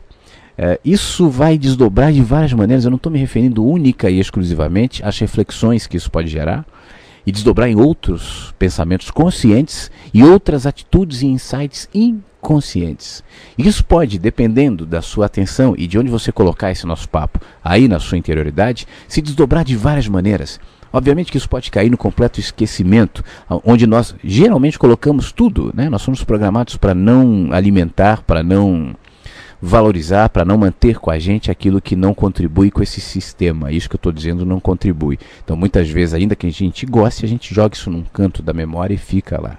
Mas ainda que nós façamos isso, mesmo que esteja esquecido mentalmente, uma percepção, um insight, um momento de lucidez pode refletir em desdobramentos inimagináveis, que gerarão consequências que eu não tenho nenhum controle, porque não tem a ver só comigo, tem a ver com os que me rodeiam, com os que me cercam e com quem eles se relacionam e para onde isso vai. Eu não sei. É aquela história da borboleta que bate uma asa no oceano, isso pode provocar um tsunami do outro lado. É mais ou menos isso. Então nenhum de nós tem controle sobre nada. Então o que eu chamo de justiça ou injustiça é baseado nesse fragmento. Não é uma questão moral. Né? Tem gente dizendo: não, é justo por isso ou por aquilo, é certo ou é errado por isso ou por aquilo, até porque a tentativa de explicação, vou ser claro aqui, por exemplo, da reencarnação, você sabe o que eu penso em relação a isso. Se não sabe, eu tenho um texto que fala em relação a isso. Eu não penso como a maioria. É uma tentativa de explicação nesse sentido. Ela imputaria numa série de outras contradições, e é uma tentativa de imputar justiça a um fenômeno que eu chamo de injusto ou de tragédia, e que, no entanto, eu não sei. Eu não sei que desdobramentos, não cabe a mim explicar. Sinceramente, eu jamais saberei. E se eu explicar a esse cara que sofre, que nasceu com problemas mentais e físicos, numa família pobre, e perdeu uma perna, e diante daquele que vive num palácio, com tudo bem, tudo feliz, bom, esse cara certamente merece, porque na vida anterior ele foi Hitler, e o outro foi Gandhi, e agora Gandhi está desfrutando de ter sido Gandhi, Hitler está pagando o fato de ter sido Hitler. Bom, aí está o seu juízo. Aí estão os seus valores, aí estão os seus absolutos, aí está você dizendo que um estava completamente certo, o outro estava completamente errado, logo é lógico que um seja punido, afinal de contas a justiça é baseada no seu senso limitado de justiça, e a recompensa também completamente baseado no teu senso limitado de recompensa. Quando eu abro mão de dizer é ou não é, quando eu abro mão e digo não cabe a mim, a única coisa que eu percebo, e até baseado nisso que eu alimento essa percepção, que há uma sincronicidade na vida, que há um equilíbrio no universo, na natureza, nos movimentos dos planetas, no funcionamento do meu corpo, na conexão entre aquilo que eu sou e aquilo que eu falo e aquilo que eu faço e aquilo que acontece à minha volta. Há uma sincronia, há um equilíbrio, há uma harmonia entre essas coisas que eu sinceramente não sei explicar. Eu me identifico com pessoas que eu jamais vi, no entanto outras que convivem comigo não me geram empatia e eu não sei, mas eu sei que há algo. Há mais mistérios entre o céu e a terra do que a nossa vã filosofia, Hamlet. Quando eu começo a desconfiar disso, eu começo a entrar na dimensão do vazio. Vazio de apontamentos e explicações apressadas que dizem assim porque isso é justo, não é assim porque isso é injusto. Então, quando eu alimento essa percepção, e olha, acredite, isso vai se desdobrando numa série de insights, de amadurecimento, de profundidade de consciência, de olhar. Quando isso fica claro para mim, eu já me abstenho de ser o juiz do que quer que seja. Portanto, essa dimensão de mistério é necessária, né? Na minha opinião, e eu posso estar errado, mas na minha opinião é por isso que nós não temos acesso a todas as respostas. É por isso que nós não temos todo o conhecimento de todas as coisas, porque isso no mínimo nos transformaria em presunçosos. Na pretensão de que eu sei, eu me distanciaria de você, me sentiria superior. Ainda que minha superioridade fosse travestida de humildade. Olha, eu sou tão bom, eu sou um cara tão legal, eu sou um cara tão especial, que mesmo diante de toda a minha superioridade, do fato de eu saber tão mais que você, eu sou teu amigo, eu te cumprimento, eu me relaciono contigo, eu tô aqui, ó, você vê que bondade. Eu poderia estar fazendo tantas outras coisas, mas eu sou aqui contigo, eu sou um cara realmente superior, como eu sou bom, né? Eu sou incrível, olha, eu me amo. Bobinho, é a mesma coisa, é tolice.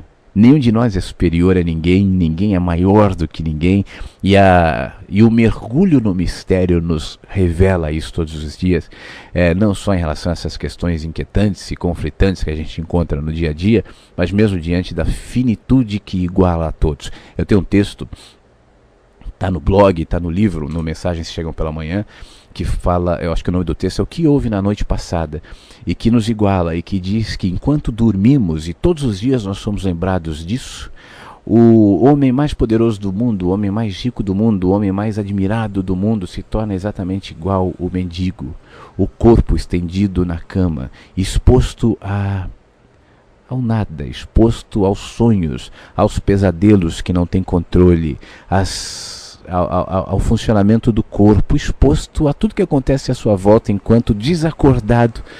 Todos os dias nós ficamos durante horas. Engraçado, hoje de manhã eu estava pensando mais ou menos sobre isso, porque eu já estava com essa ideia do vazio para a gente conversar aqui no programa. Eu estava caminhando na rua e aí eu fiz um exercício pensando assim, bom, nas últimas horas, enquanto eu dormia, o que houve, né? Onde é que estava a minha consciência? Eu não me lembro. Eu não sei o que houve exatamente às 3h14 da manhã. Eu não sei. E eu imagino que eu estivesse ali, dormindo, mas o que era da minha consciência? O que era desse ser que agora está aqui refletindo há mais de 1h30 sem parar falando, tal, tendo insights e compartilhando contigo, e tá aqui no microfone da rádio e tal, e esse aqui, que era? Onde eu estava? Né?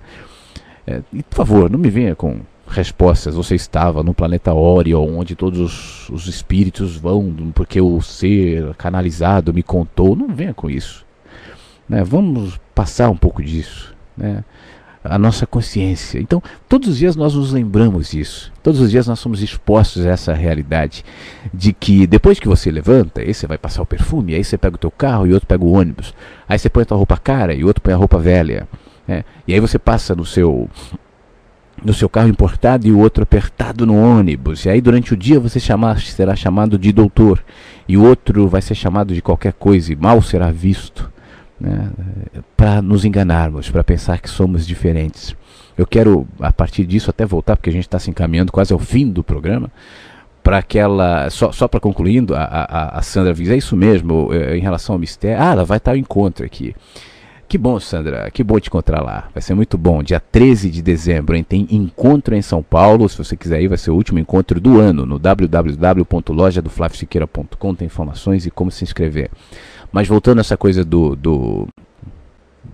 coisa, né, que nós somos e dos mistérios e tudo. Eu estava dizendo antes, daqui a pouco eu vou ver se tem mais alguns comentários e gente perguntando e falando sobre o que há por trás das certezas, né, os vazios. Vamos fazer o seguinte, imagina você, José da Silva, 32 anos, advogado, pai de 2 filhos, casado há 8 anos. José da Silva, filho de Maria Joaquina e de Angenor Pereira, formado há 6 anos na Universidade tal. Enfim, esse nosso amigo. José da Silva, agora até me esqueci o nome que eu dei para ele, mas vou ficar no José da Silva. José da Silva não é quem pensa que é. Os seus conhecimentos jurídicos são limitados e passageiros. A sua filiação um dia será apenas uma memória. O Angenor, o seu pai, a Maria Joaquina, sua mãe, deixarão de ser e viverão somente dentro do Angenor, do José, ou melhor. José, pai de 2 filhos. Daqui a um tempo os filhos serão pais. E o José será somente um senhor, o pai, que eles visitarão, mas a função de cuidado, de presença, né, de importância do pai deixará de ser, muito pelo contrário. É possível que José passe a ser cuidado pelos filhos, deixará de ser pai. José é casado há algum tempo com a Matilde.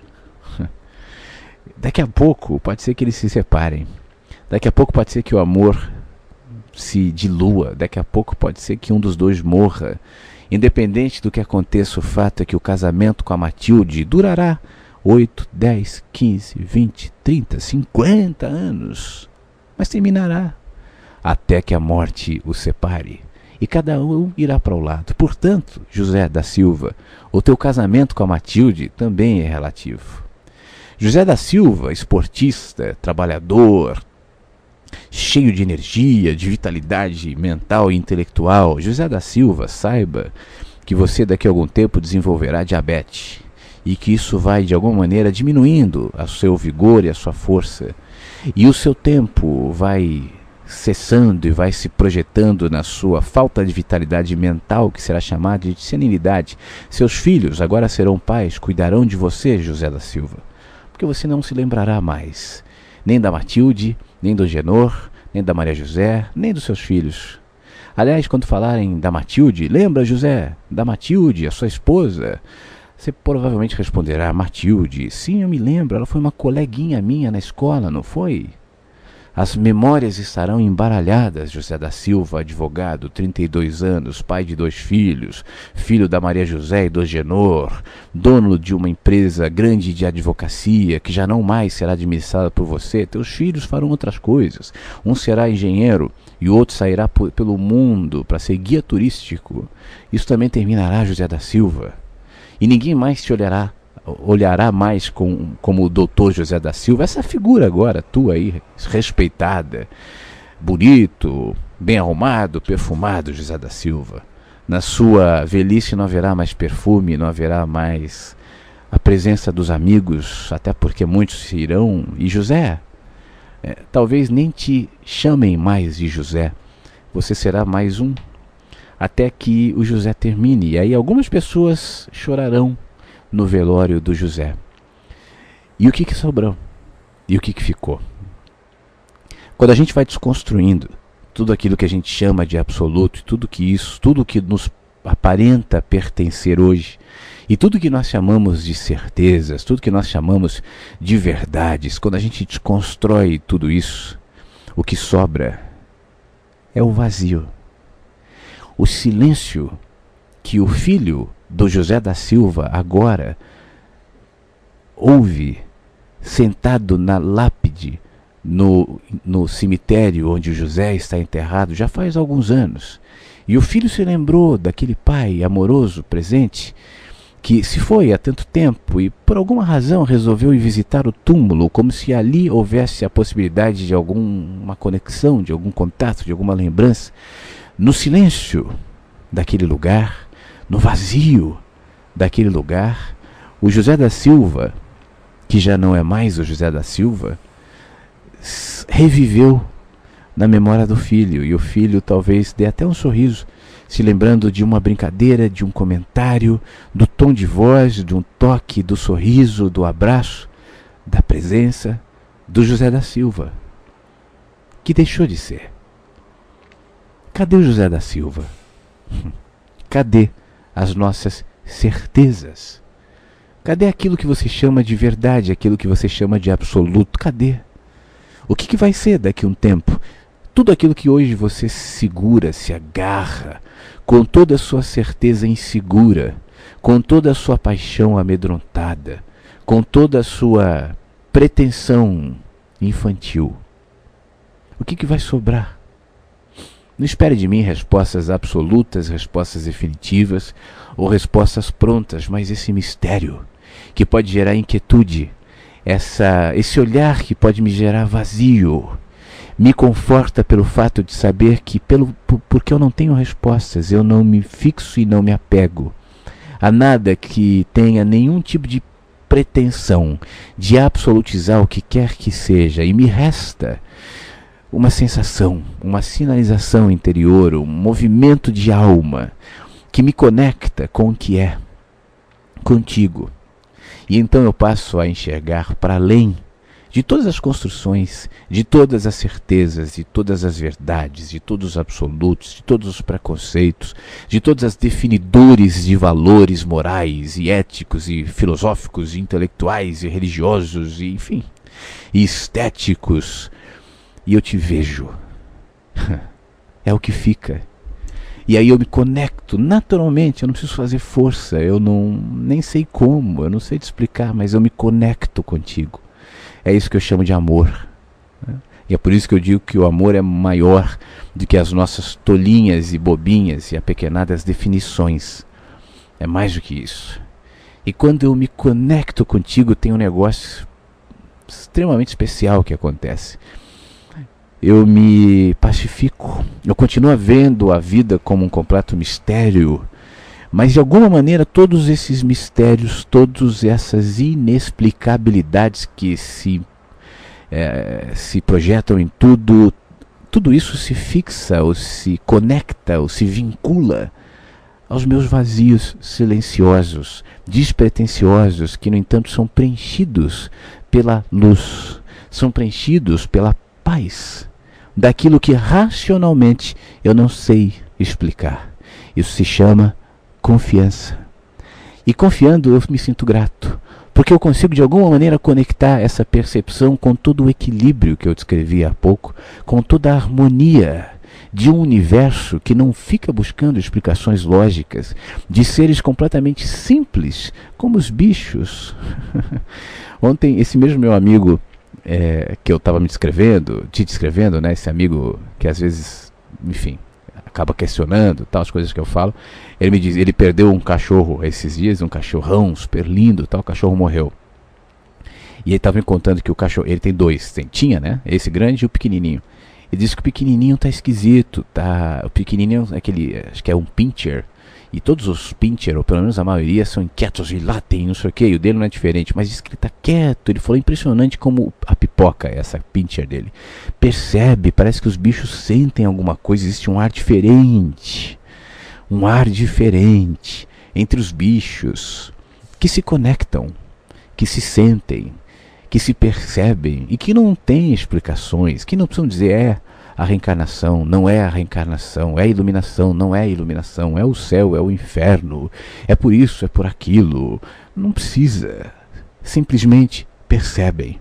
A minha proposta hoje, nesse nosso papo de desconstruções de vazios, de espaços e de verdades, é que você caminhe nessa abertura e que você deixe que essa verdade cresça para dentro, ainda que ela não se projete em pretensas explicações filosóficas ou religiosas, mas elas se projetam no teu olhar e sobretudo, e aí vai a legitimação daquilo que cresce como consciência na gente. Presta atenção, isso é importante. Quando eu me refiro à legitimação da consciência, eu não me refiro à beleza da organização das minhas palavras, eu não me refiro à legitimação intelectual do que eu digo. Por isso que eu, pessoalmente, jamais vou falar aqui com você dizendo, olha, porque isso é assim, porque segundo o livro tal, segundo a Bíblia, segundo a Torá, segundo... Não. Eu deixo que isso se confirme na minha interioridade. Se for verdade, refletirá em mim. Portanto, não precisa dos códigos. Esses bichos que eu descrevi agora, que nós chamamos de animais e bichos, também não têm acesso a essas informações intelectuais, né? Mas sabem, mas sentem. Então eu percebo e me aquieto diante disso. E nesse momento eu largo a boia, eu largo a tábua. E eu deixo que as águas do oceano me encaminhem para onde quer que seja. E eu mergulho e vejo que é uma imensidão de mundo ali que eu me protegia. Eu coloco a cabeça para fora, eu respiro e eu continuo nadando, e agora nas águas eu sou livre.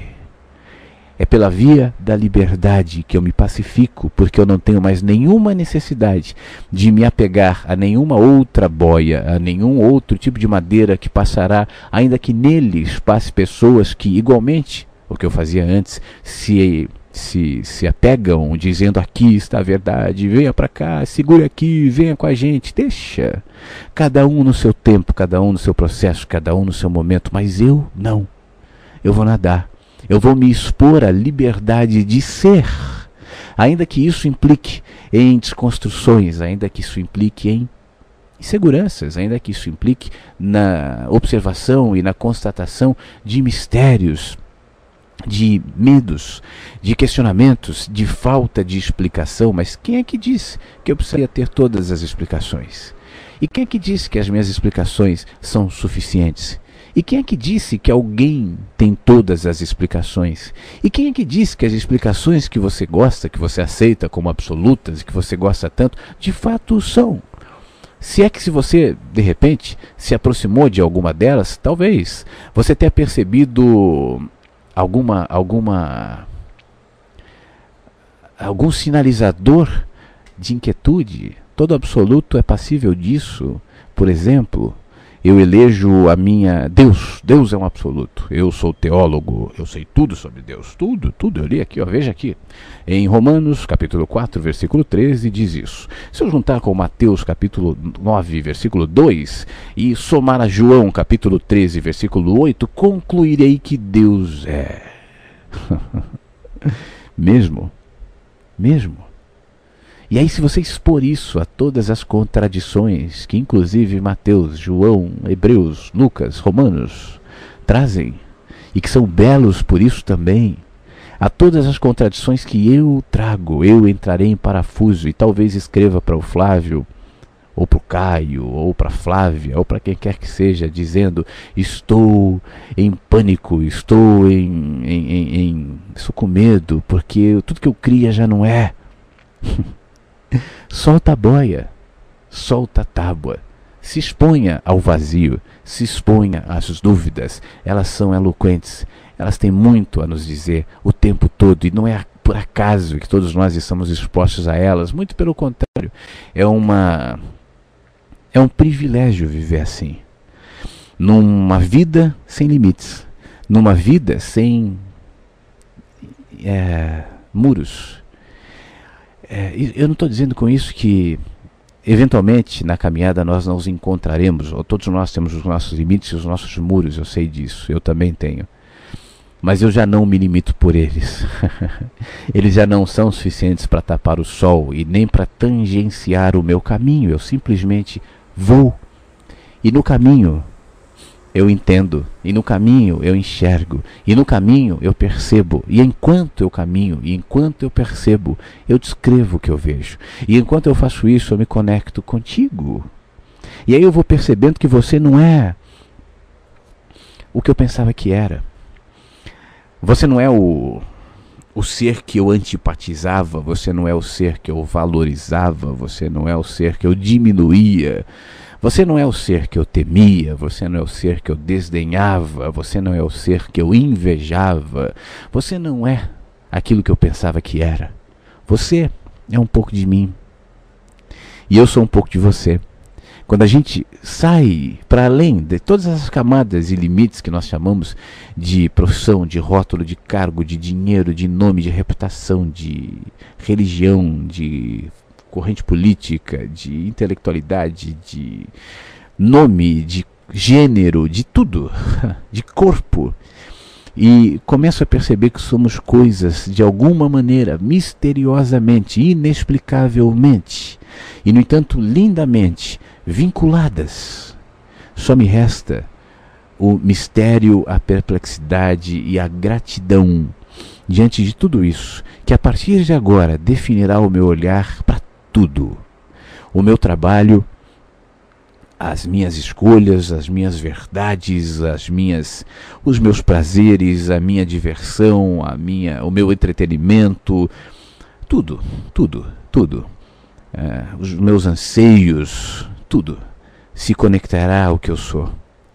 E quando assim for, eu já não precisarei mais dos códigos.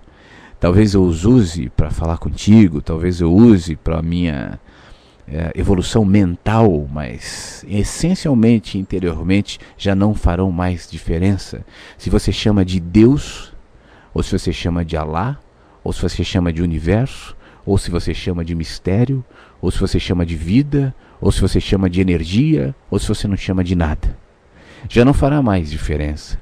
Se você é cristão, se você é hindu, se você é ateu, se você é budista, se você é agnóstico, se você não é nada. Você segue o mestre guru, se você segue o pastor, o apóstolo, o padre, ou não segue ninguém. Ou segue a si mesmo, ou segue um filósofo antigo, ou segue um louco qualquer que inventou uma seita qualquer. Bom, eu estou te olhando. Eu não estou mais vendo isso porque agora eu aprendi a me ver. E agora eu não seguro mais nas tábuas, nem nas boias, nem nas pedras. Agora eu nado. E enquanto eu nado, eu percebo que o oceano que me cerca me conecta a você. Eu e você agora, nadando no oceano, fazemos parte dele. Ainda que você evite se escondendo, segurando nas suas boias e nas suas tábuas, mas isso não importa, todos nós estamos nele. Todos nós estamos no oceano, todos nós respiramos o mesmo ar, todos nós estamos expostos agora, nesse frame de tempo.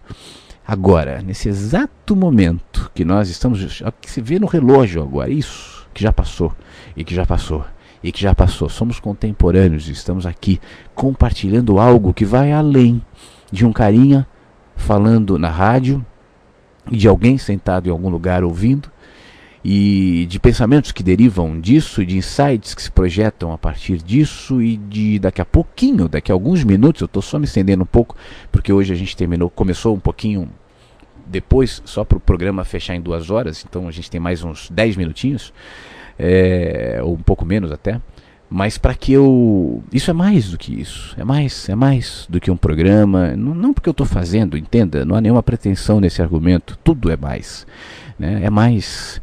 Isso é uma oportunidade histórica que nós hoje estamos tendo no tempo e no espaço, de decodificarmos insights, de decodificarmos poesia, de decodificarmos percepções, de decodificarmos movimentos da alma, da natureza, dos planetas, do espaço, da vida, de tudo, e projetarmos em palavras que por sua vez chegam até você, que por sua vez atingem o teu intelecto e se conectam com as tuas experiências, com os teus valores, com os teus preconceitos, com os teus insights, com as tuas percepções, com a sua inteligência, e de alguma maneira vai se vinculando a cada ponto desses teus e se desdobrando em novos insights, em outras percepções. Então agora aqui, ó, a gente está mantendo um vínculo, a gente está conectado, não pela rádio Vagalume, mas para além disso.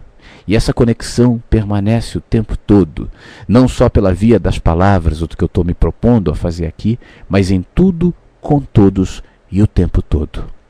Para a gente finalizar, a minha intenção hoje aqui, a minha proposta hoje aqui é que isso se desdobre em você, tá bom?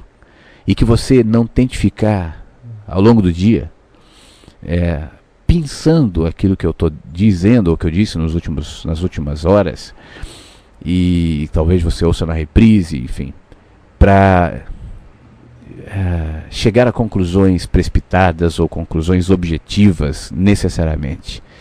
Isso tudo, esse pacotão aqui, jogado sobre você, interiorizado por você, pode se desdobrar de muitas maneiras. Se aquiete diante dele. Ofereça a tudo que eu estou dizendo aqui o teu vazio, o teu silêncio. Se você tentar colocar tudo isso numa caixinha e entender isso sob a perspectiva da tua intelectualidade e encaixar isso na caixinha da sua religiosidade e tentar colocar tudo isso na caixinha de fósforo das suas respostas prontas, saiba que muita coisa ficará de fora. E o que sobrar dentro da caixinha, a menor parte que sobrar, será interpretada conforme o contexto descontextualizado agora, porque está na caixinha, todo o resto se perdeu.